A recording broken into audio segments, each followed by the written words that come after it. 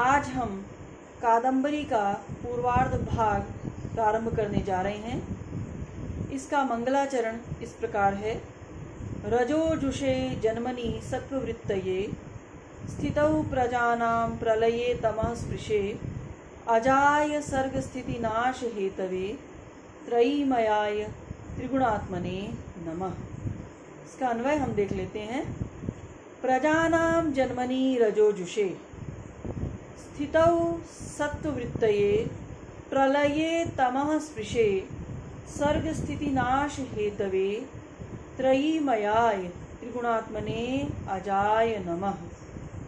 यह मुख्य वाक्य है। त्रिगुणात्मने अजाय नमः।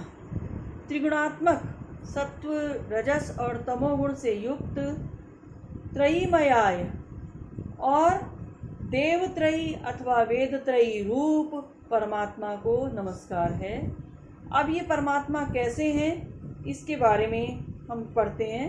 प्रजानाम जन्मनि रजोजुषे, सृष्टि की उत्पत्ति के समय रजोगुण युक्त।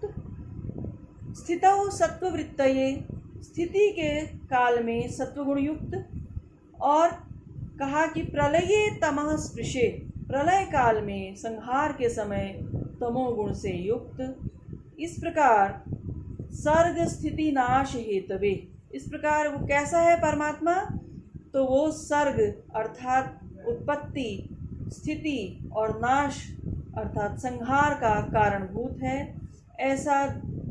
ऐसा जो परमात्मा का रूप है, जो जिसको हम देवत्रयी के रूप में जानते हैं, वेदत्रयी के रूप में जानते हैं, ऐसे सत्व रजस तमोगुण रूप अजन्मा, अजाय अर्थात अजन्मा, त्रिगुणात्मने, ऐसे त्रिगुणात्मक परब्रह्म को नमस्कार है।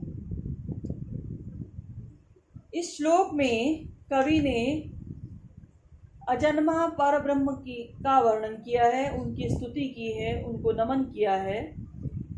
यह अजन्मा परब्रह्म अपने कार्य के प्रयोजन से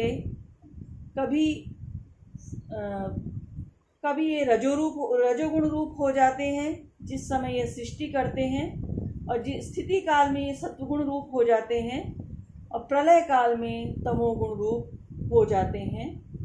प्रजानाम, ये जो शब्द यहाँ पर आया है, इस प्रजानाम शब्द का अन्वय जन्मनि, स्थितौ और प्रलये, इन तीनों शब्दों के साथ होगा। प्रजा शब्द स्थावर, जंगम सभी अनित्य पदार्थों का द्योतक है। प्र उपसर्ग पूर्वक जन धातु में ड प्रत्यय और टा प्रत्यय लगने से यह शब्द बनता है।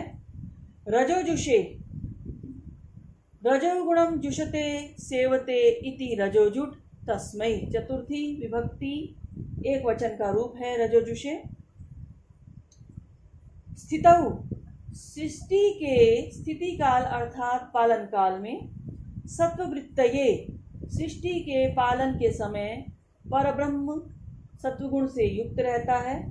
तमः स्पृशे, तमः स्पृट शब्द का चतुर्थी एक वचन का रूप तमोगुण को स्पर्श करने वाले शिव के लिए नमस्कार है। त्रयीमयाय, यह शब्द भी यहाँ समझने योग्य है। त्रय शब्द में नीप और मयट ये दो प्रत्यय लगेंगे, और चतुर्थी एक वचन में त्रयीमयाय यह रूप बनेगा। यहाँ त्रयी शब्द के दो अर्थ लिए जा सकते हैं। ब्रह्मा विष्णु महेश रूप तीन देवताओं का समुदाय, अथवा ऋक यजु साम रूप इन तीनों वेदों का समूह। संसार को जन्म देने, पालन और संहार करने के कारण ब्रह्मा के लिए देवत्रयी का व्यवहार किया जाता है। परब्रह्म को वेदत्रयी रूप कहना भी उचित है, क्योंकि श्रुति में वेद को ही परब्रह्म बताया गया है। वेद एव परब्रह्म। त्रिगुणात्मने, तीन गुण हैं, रजस, सत्व और तमस। इन तीनों गुणों से संबद्ध होकर परब्रह्म क्रमशः सृष्टि की उत्पत्ति, पालन और संहार करते हैं।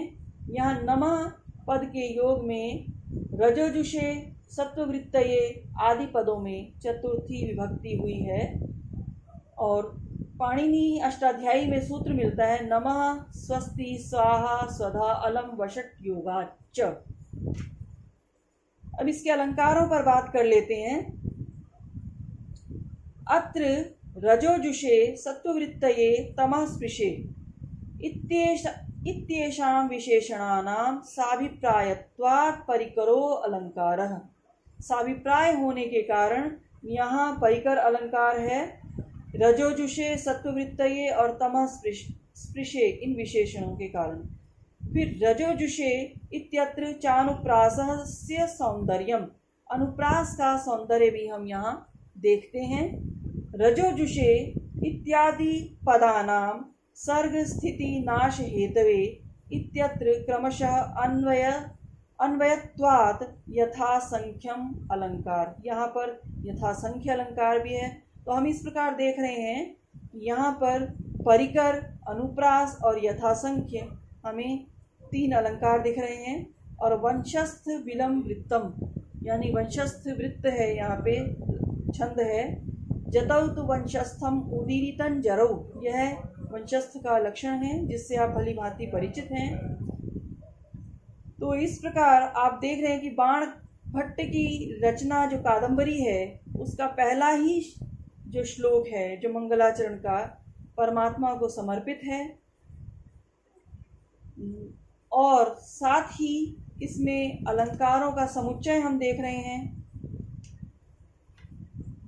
दार्शनिक जो अवधारणाएं हैं, तमो 3 गुणों को लेकर के, उसे भी हम इसमें पाते हैं। और इस प्रकार परमात्मा का संपूर्ण स्वरूप का चित्रण करते हुए बाणभट्ट कवि ने उन्हें प्रणाम किया है, नमस्कार किया है ग्रंथ के प्रारंभ में।